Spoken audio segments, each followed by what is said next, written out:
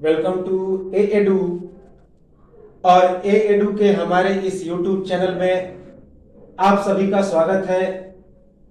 मध्यकालीन भारत के इतिहास को हम लोग पढ़ रहे थे और मध्यकालीन भारत के इतिहास में हम लोग मुगल साम्राज्य के बारे में पढ़ रहे थे और साथ ही साथ मुगल साम्राज्य में हम लोग अकबर के बारे में पढ़ रहे थे। तो इसके पिछले वीडियो में हम लोगों ने अकबर के सारे चीजों को देखा, धार्मिक रीतियों को देखा, उसके परिचय को देखा, शासन एवं प्रशासन को देखा, सैनिक अभियानों को देखा और साथ ही साथ उसके भू राजस्व प्रणाली को देखा, उसके और भी सारे व्यवस्थाओं को हमने देखा। तो इस साहित्य को देखा। तो इस वीडियो में हम लोग साहित्यिक विकास की चर्चा करेंगे। साहित्यिक विकास, मनसबदारी प्रथा और भी कुछ सारे तथ्यों को हम लोग देखेंगे। तो चलिए शुरू करते हैं आज का वीडियो।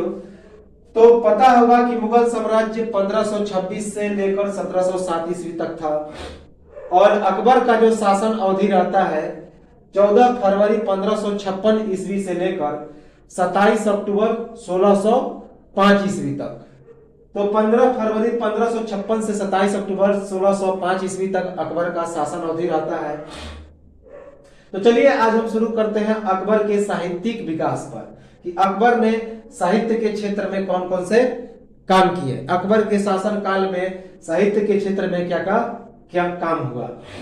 सबसे पहले साहित्य में रुचि थी तथा अनेक सांस्कृतिक पांडुलिपियों एवं ग्रंथों का फारसी में तथा फारसी ग्रंथों का हिंदी एवं संस्कृत में अनुवाद कराया। तो अकबर को साहित्य में रुचि थी, इसी कारण अकबर ने अनेक सांस्कृतिक पांडुलिपियों एवं ग्रंथों का फारसी में जबकि फारसी ग्रंथों का हिंदी एवं संस्कृत में अनुवाद कराया।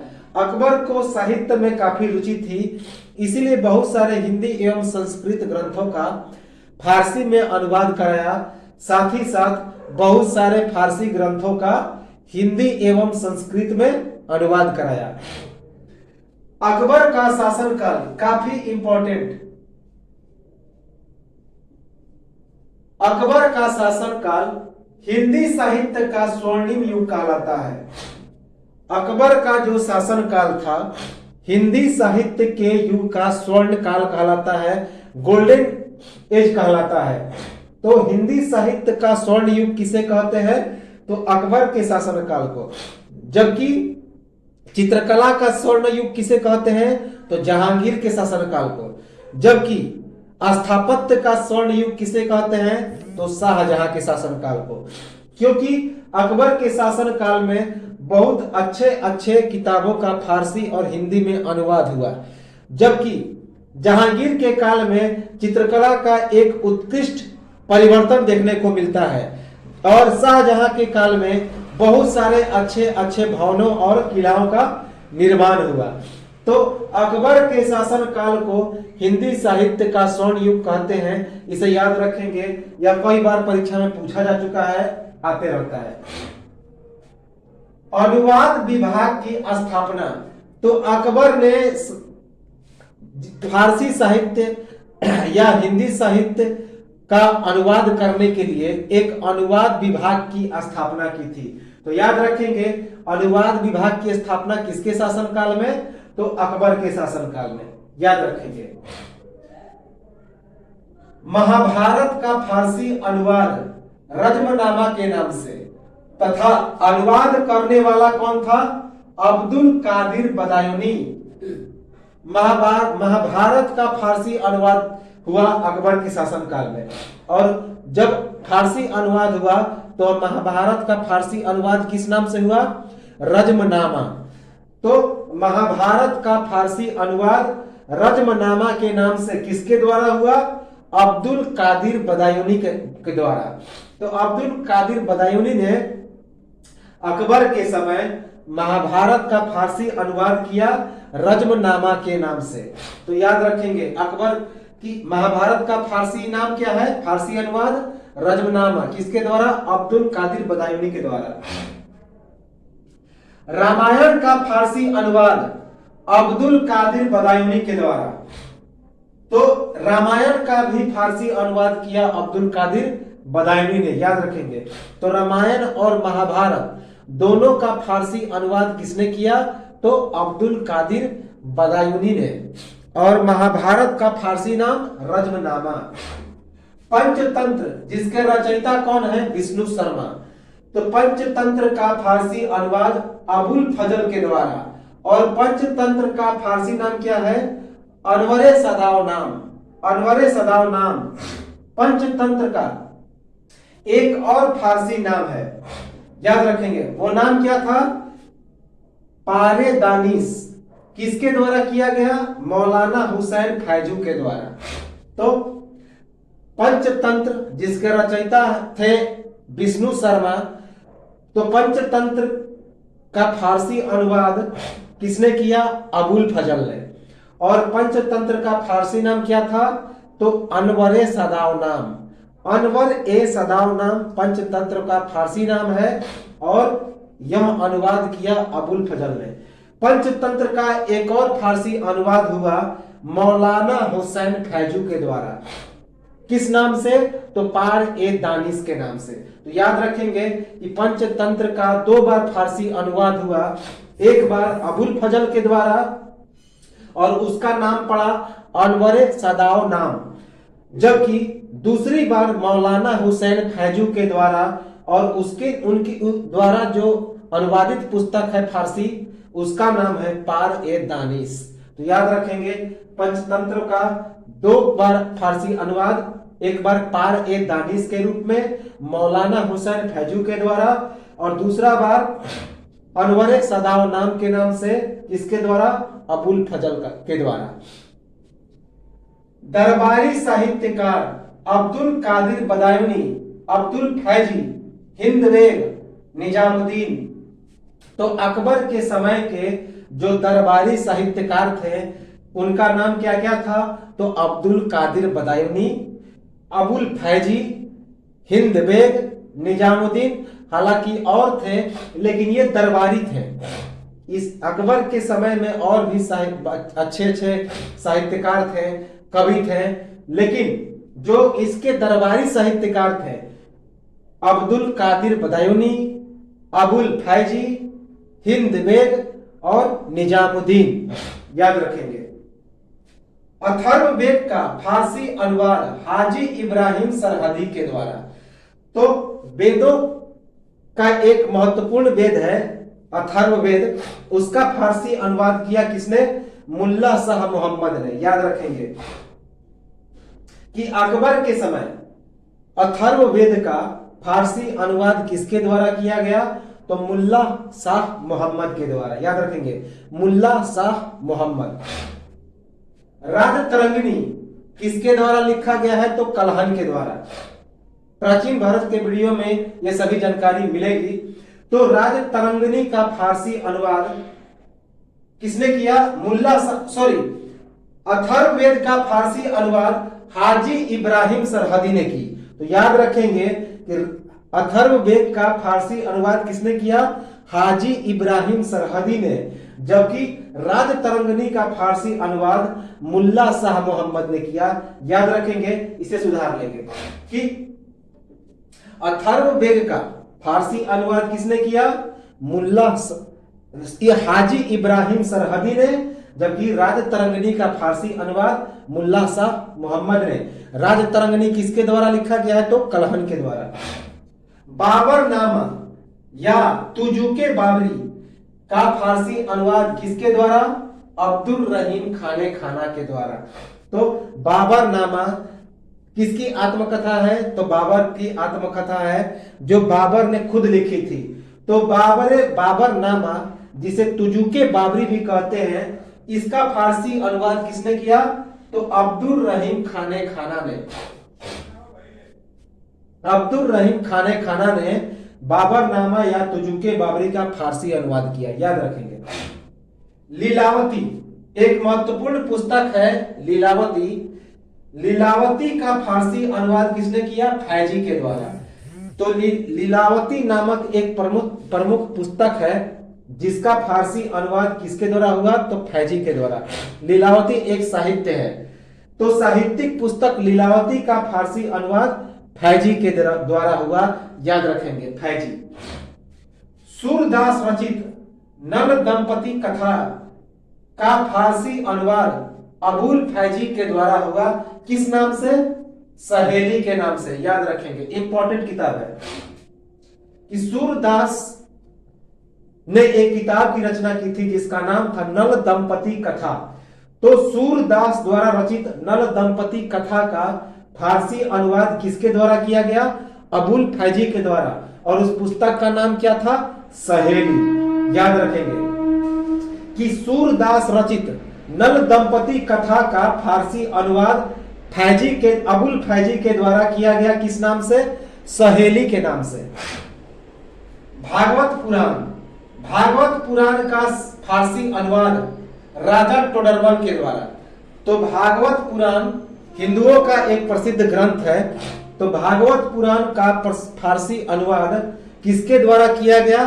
तो राजा टोडरमल के द्वारा। याद रखेंगे कि राजा टोडरमल के द्वारा भागवत पुराण का फारसी अनुवाद किया गया।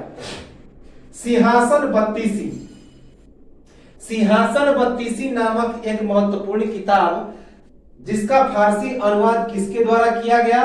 तो अब्दुल कादिर बदायूनी के द्वारा। तो सिंहासन बत्तीसी का फारसी अनुवाद किसने किया? तो अब्दुल कादिर बदायूनी ने। याद रखेंगे सिंहासन बत्तीसी का फारसी अनुवाद अब्दुल कादिर बदायूनी के द्वारा। अकबर के समय राजकवि कौन था? अबुल फैजी। इंपॉर्टेंट है, अकबर के समय जो राजकवि था यानी कि राजकीय कवि था वह था अबुल फैजी। अकबर के समय राजकीय भाषा क्या थी? फारसी, यानी ईरानी भाषा।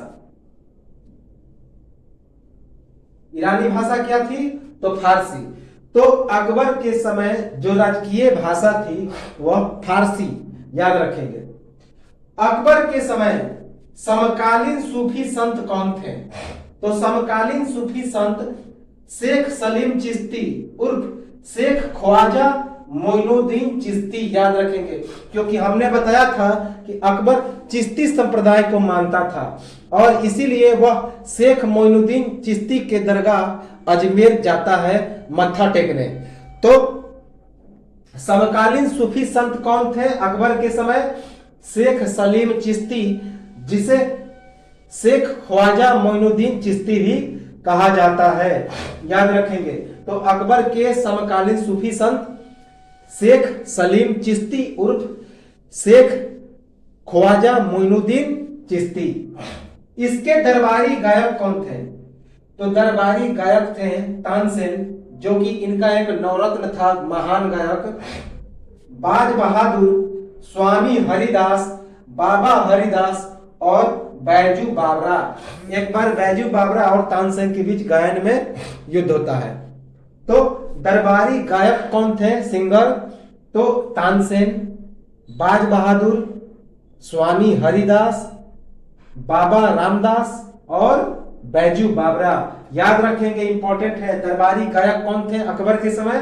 तानसेन, बाज बहादुर, स्वामी हरिदास, बाबा रामदास और बैजू बावरा, जिसमें सबसे प्रमुख तानसेन, जो कि नवरत्न था अकबर का। तो यह था साहित्यिक विकास अकबर के समय। अब हम लोग अकबर का एक सबसे महत्वपूर्ण काम, जिसे मनसबदारी प्रथा कहते हैं, इसे अकबर ने खुद चलाया था। तो अकबर के मनसबदारी प्रथा के बारे में हम लोग चर्चा करें, काफी इंपॉर्टेंट है, इससे प्रश्न आते हैं। तो मनसबदारी प्रथा, इसकी शुरुआत 1575 ईस्वी में अकबर ने की थी। अकबर द्वारा मनसबदारी प्रथा की शुरुआत किससे प्रेरणा लेकर? चंगेज खां से प्रेरणा लेकर। याद रखेंगे। तो 1575 ईस्वी में अकबर द्वारा मनसबदारी प्रथा की शुरुआत की गई थी और इसकी प्रेरणा किससे ली गई थी? तो चंगेज खां के द्वारा। तो चंगेज खां से प्रेरणा लेकर 1575 ईस्वी में अकबर ने एक नई प्रथा की शुरुआत की जिसका नाम था मनसबदारी प्रथा। याद रखेंगे, इसकी विशेषताएं क्या थी? यह दशमलव प्रणाली पर आधारित था तथा सुल्तान द्वारा मनसब की नियुक्ति होती थी। तो इसकी विशेषता थी कि यह दशमलव प्रणाली पर आधारित था तथा यह इसकी जो नियुक्ति होती थी वह सुल्तान के द्वारा होती थी। जो मेन मनसब होता था उसकी नियुक्ति सुल्तान के द्वारा होती थी और वह पूरे मनसब का देखरेख करता था। तो मनसबदारी प्रथा की शुरुआत 1575 ईस्वी में अकबर ने की, चंगेज खां से प्रेरणा लेकर, और इसकी विशेषता थी कि यह दशमलव प्रणाली पर आधारित था तथा यह सुल्तान द्वारा मनसब की नियुक्ति होती थी। याद रखेंगे, मनसब का अर्थ है पद, पद अथवा श्रेणी या पदाधिकारियों की व्यवस्था। मनसब का मतलब होता है पोस्ट, कोई पद अथवा श्रेणी, चाहे उच्च पद हो या निम्न पद हो, कोई भी पद, चाहे चपरासी से लेकर कोई एक बड़ा पद हो, तो उस समय के पदों को हम लोग, पदों को क्या कहा जाता था? मनसब कहा जाता था। और मनसब पर बैठने वाला व्यक्ति मनसबदार कहलाता था। तो मनसब का अर्थ होता था पद अथवा श्रेणी, अर्थात पदाधिकारियों की व्यवस्था, कि किस पद पर व्यक्ति है वही उसका मनसब कहलाता था। तो पद, मनसब का अर्थ हो गया पद अथवा श्रेणी, अर्थात पदाधिकारियों की व्यवस्था, अधिकारियों की व्यवस्था। मनसबदार, मनसबदार मनसब पाने वाला व्यक्ति होता था। तो मनसब पाने वाले व्यक्ति को क्या कहा जाता था?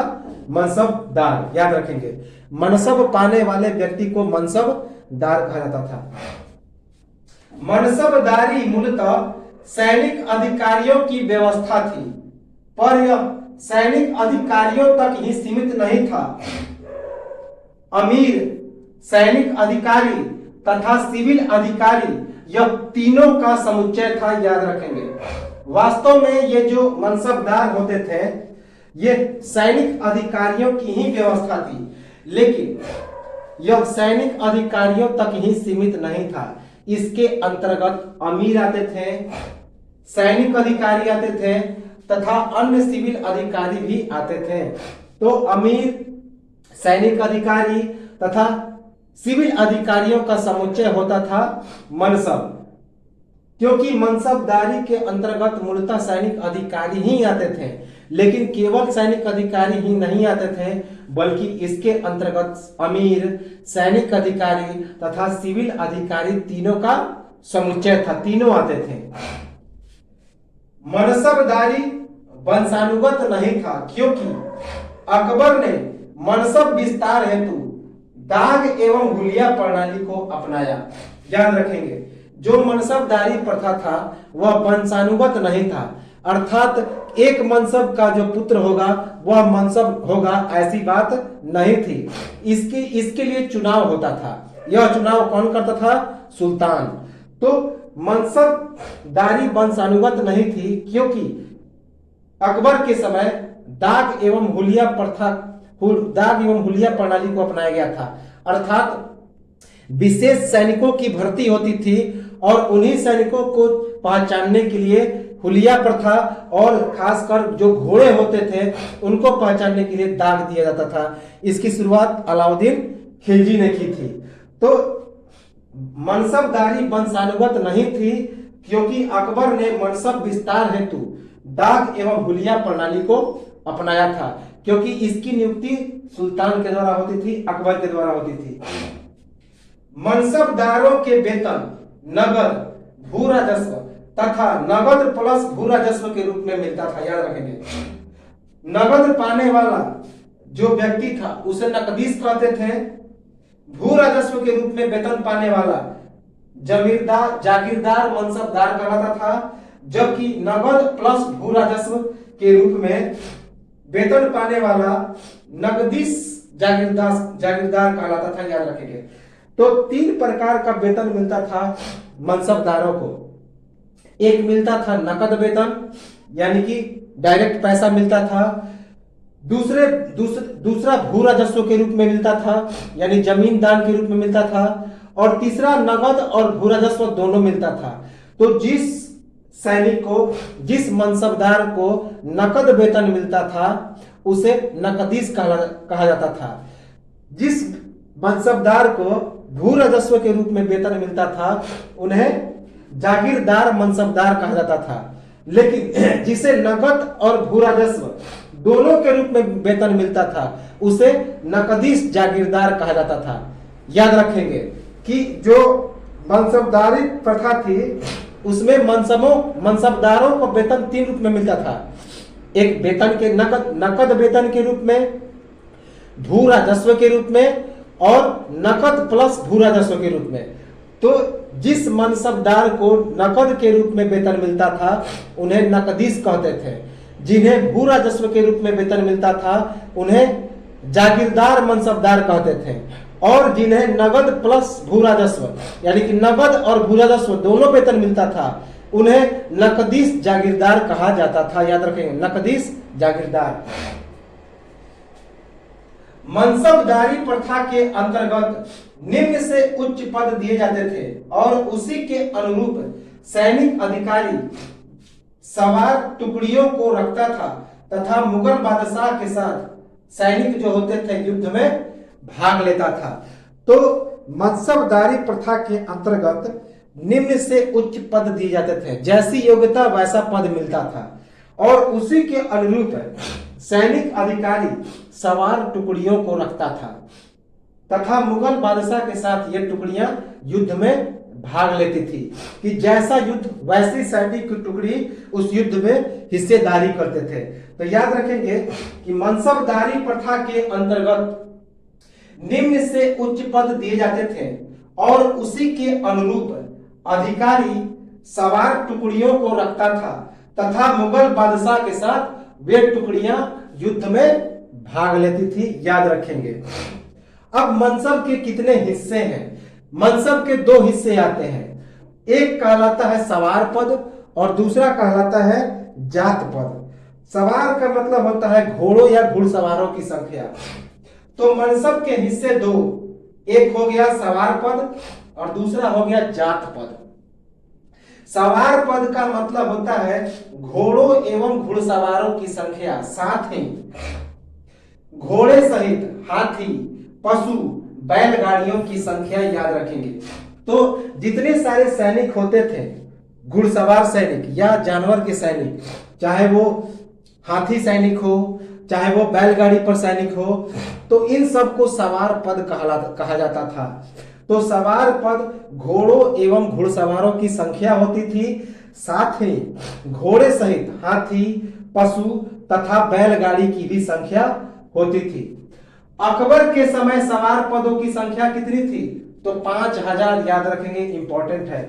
यानी कि घोड़ों एवं घुड़सवारों की सहित पशुओं की सैनिकों की संख्या कितनी थी? तो 5000। तो पहला जो पद हो गया मनसब का, उसे सवार पद कहते थे, जिसके अंतर्गत घोड़ों एवं घुड़सवारों की संख्या आती थी। मुख्यतः घोड़ों एवं घुड़सवारों की ही संख्या आती थी, लेकिन इसी में घोड़े सहित हाथी, पशु और बैलगाड़ी की भी संख्या को रखा जाता था। याद रखेंगे। और अकबर के समय सवार पदों की संख्या कितनी थी? तो 5000 थी। याद रखेंगे। इसका जो प्रधान होता था सवार पद का, उसे मीर बख्शी कहा जाता था। याद रखेंगे, मीर बख्शी सैनिकों का प्रधान एवं उच्च पदाधिकारी होता था और मनसबों के जवानों की जांच करता था, मनसबों की सूची तैयार करता था तथा उनमें भली भांति दाग एवं हुलिया प्रणाली को लागू करता था। याद रखेंगे। तो सवार पद का जो प्रधान होता था उसे मीर बख्शी कहा जाता था और यह सैनिकों का प्रधान एवं उच्च पदाधिकारी होता था। यह मनसबों के जवानों की जांच करता था, यानी कि वह पहले टेस्ट लेता था कि जिस सैनिक को जो मनसब देना है उसी के अनुसार उसका टेस्ट करता था। कौन? मीर बख्शी।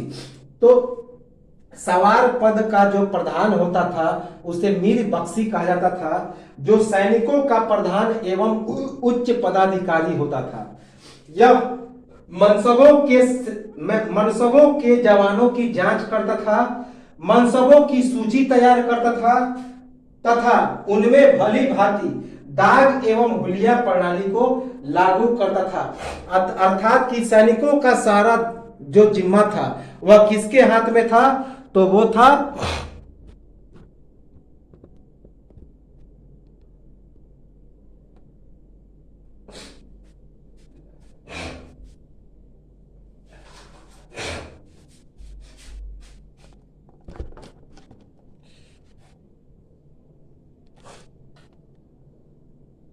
तो सैनिकों की देखरेख, सैनिकों की व्यवस्था, सैनिकों के सारा जिम्मेवारी जो था, और जैसे कि मनसबों के जवानों की जांच करना, मनसबों की सूची तैयार करना और उनमें दाग एवं हुलिया प्रणाली को लागू करना, यह सब किसका काम था? तो मीर बख्शी का काम था, याद रखेंगे। दूसरा है जात पद। जात पद में वेतन, जागीर एवं पद आते थे। पद एवं प्रतिष्ठा का आवंटन होता था। इसका जो प्रधान होता था वह दीवान कहलाता था, अर्थात वह वित्त मंत्री होता था। अकबर के समय जात पदों की संख्या थी 2000, याद रखेंगे, इंपॉर्टेंट है। कि दूसरा जो पहला पद था सवार पद, जो घोड़ों एवं घुड़सवारों की संख्या थी, और दूसरा जो पद था वह कहलाता था जात पद, जिसके अंतर्गत वेतन, जागीर एवं पद प्रतिष्ठा का आवंटन होता था कि किस मनसब को कौन सा पद देना है, कितना वेतन देना है और कितना जागीर देना है, कहां का जागीर देना है, यह सब जात पद के अंतर्गत आता था। और इसका जो प्रधान होता था वह दीवान कहलाता था, अर्थात वित्त मंत्री। तो दीवान जो होता था यानी कि वित्त का सारा काम, पद प्रतिष्ठा, वेतन और जागीर का देखरेख करता था, यानी कि जात पद का देखरेख करता था। और अकबर के समय जात पदों की संख्या कितनी थी? तो 2000, याद रखेंगे। अकबर के समय जात पदों की संख्या थी 2000। अकबर के समय मनसबदारों की संख्या थी 250। जहांगीर के समय यह बढ़कर हो गया 300, शाहजहां के समय बढ़कर हो गया 600 और औरंगजेब के समय बढ़कर हो गया 700, याद रखेंगे। सबसे ज्यादा मनसबदार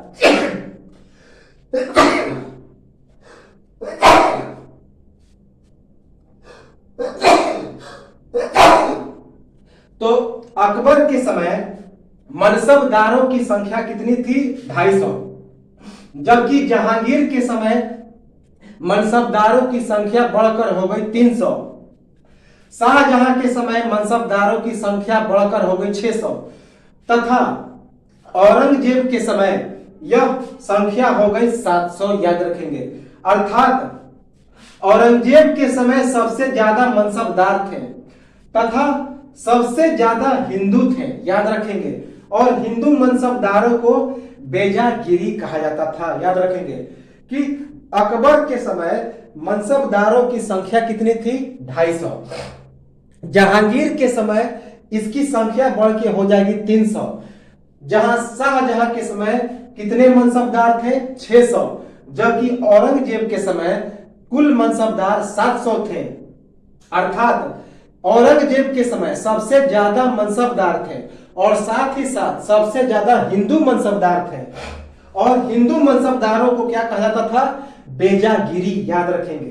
कि अकबर के समय सबसे ज्यादा हिंदू मनसबदार थे और अकबर के समय सबसे ज्यादा मनसबदार भी थे, जिनकी संख्या 700 थी, और हिंदू मनसबदारों को बेजागिरी कहा जाता था, याद रखेंगे। मनसब में परिवर्तन, कि मनसब में बाद में क्या क्या परिवर्तन आया अकबर के शासनकाल के बाद। तो पहला परिवर्तन आया जहांगीर के समय में। सिंह अस्पा और 2 अस्पा नामक एक नई पद्धति की शुरुआत की जहांगीर ने, जिसे हम लोग अगले जहांगीर के वीडियो में देखेंगे। कि जहांगीर ने सिंह अस्पा और 2 अस्पा नामक एक नई मनसब की शुरुआत की, जिसके अंतर्गत जात में वृद्धि किए बिना वेतन में वृद्धि होता था।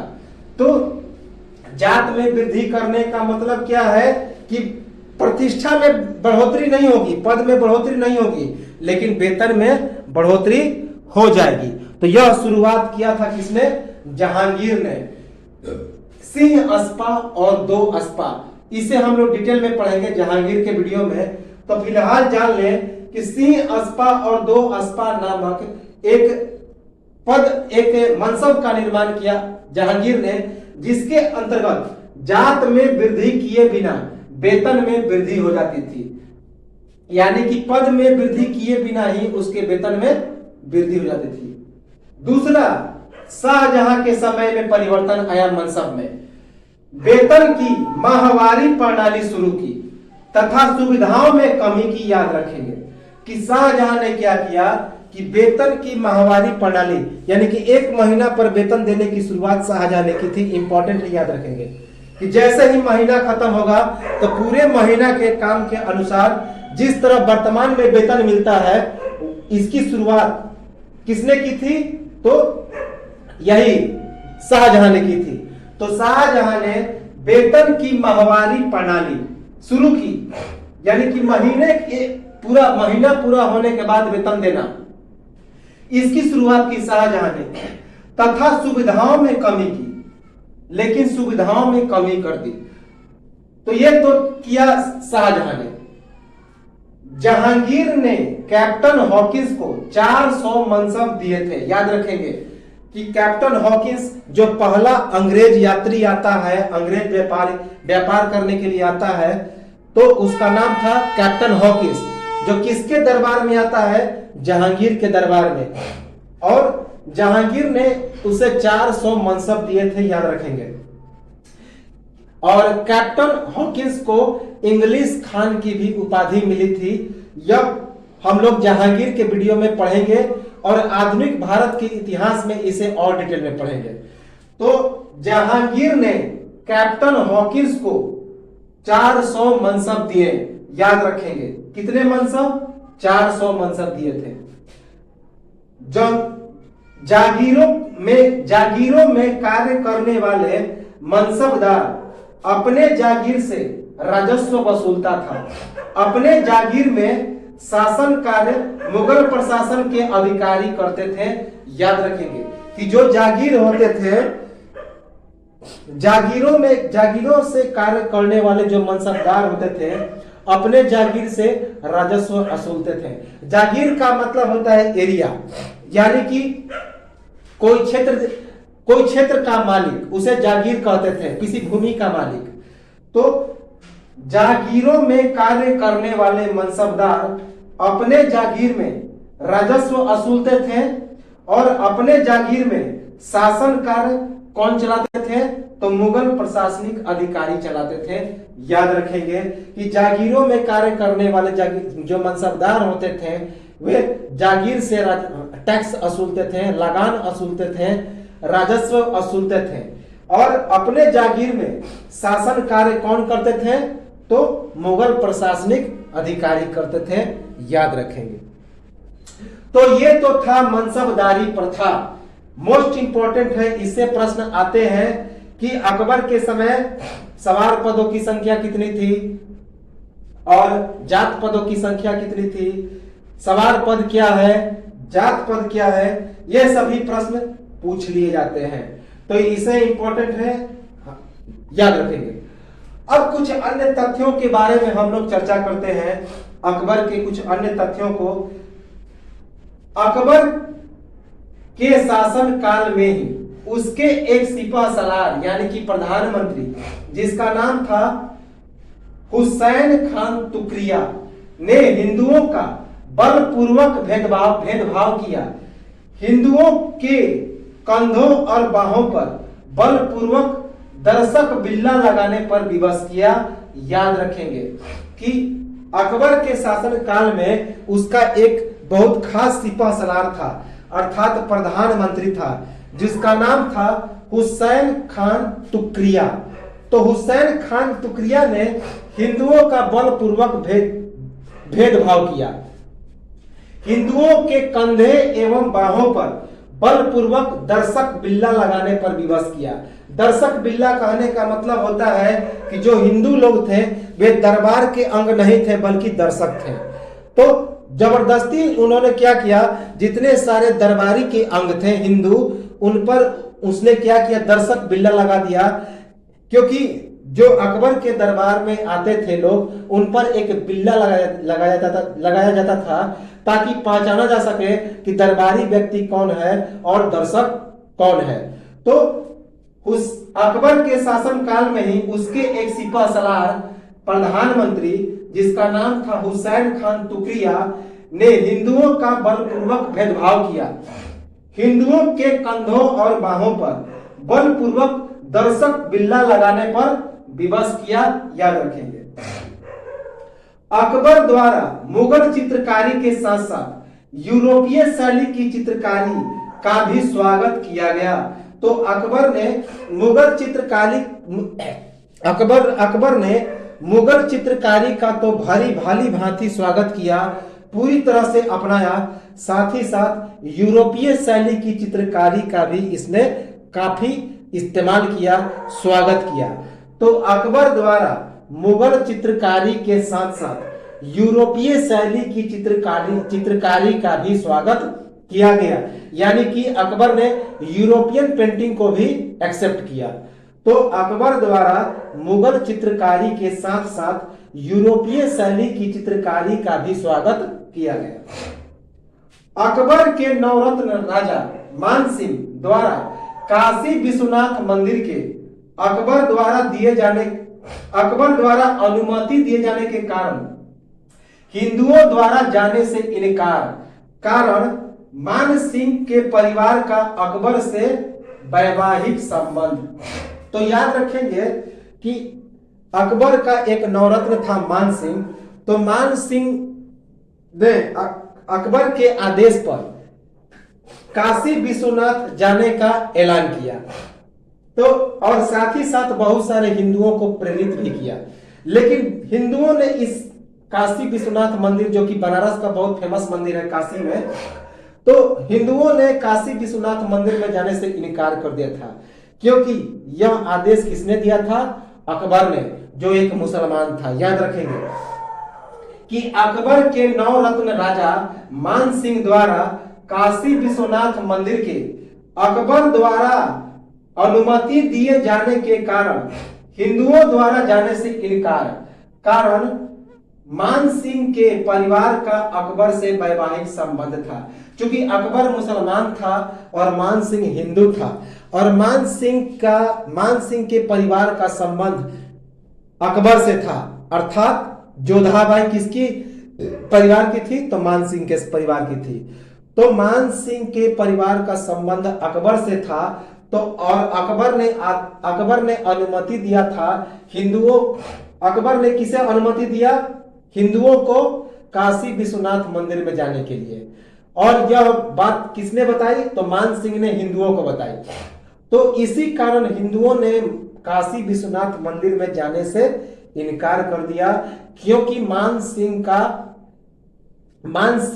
के परिवार का अकबर के साथ वैवाहिक संबंध था। इसी कारण याद रखेंगे, ईसाई धर्म के मूल सिद्धांतों को जानने के लिए अकबर द्वारा एक पुर्तगाली ईसाई धर्म प्रचारक को गोवा से बुलाया गया। याद रखेंगे, इंपॉर्टेंट है। अकबर ईसाई धर्म से परिचित होना चाहता था। तो ईसाई धर्म के मूल सिद्धांतों को जानने के लिए अकबर द्वारा एक पुर्तगाली ईसाई धर्म प्रचारक को गोवा से बुलाया गया। याद रखेंगे कि अकबर ईसाई धर्म के मूल सिद्धांत को जानना चाहता था। तो इसी मूल सिद्धांत को जानने के लिए अकबर ने पुर्तगाल से एक प्रमुख ईसाई धर्म प्रचारक को बुलाया। याद रखेंगे, कहां से बुलाया? तो गोवा से, जो महाराष्ट्र से कट के बना है। तो ईसाई धर्म के मूल सिद्धांतों को जानने के लिए अकबर द्वारा एक पुर्तगाली ईसाई धर्म प्रचारक को गोवा से बुलाया गया। याद रखेंगे, अकबर के समय 1605 ईस्वी में मुगल साम्राज्य में उत्तरी तथा मध्य भारत के अधिकांश भाग शामिल थे। याद रखेंगे कि अकबर के समय, अकबर 1605 ईस्वी में इसकी मृत्यु हो जाती है, तो अकबर के समय 1605 ईस्वी में मुगल साम्राज्य में उत्तरी तथा मध्य भारत के अधिकांश भाग शामिल हो गए थे। याद रखेंगे कि अकबर के समय 1605 ईस्वी में मुगल साम्राज्य में उत्तरी तथा मध्य भारत के अधिकांश भाग शामिल हो गए थे। यह भी पूछा गया फैक्ट है कि जब अकबर की मृत्यु हुई तो कौन कौन से इलाके मुगल साम्राज्य के अधीन हुए, तो वो उत्तरी तथा मध्य भारत के संपूर्ण इलाके। तो ये तो था मध्यकालीन भारत के इतिहास में अकबर। अब कुछ अकबर के बारे में हम लोग छोटे छोटे फैक्ट हैं उसे देखेंगे, कुछ अन्य तथ्य हैं, और राजपूतों के साथ अकबर की नीति, तुर्कों के साथ अकबर की नीति, और उसके बाद पुर्तगालियों के साथ अकबर की नीति, ये हम लोग देखेंगे।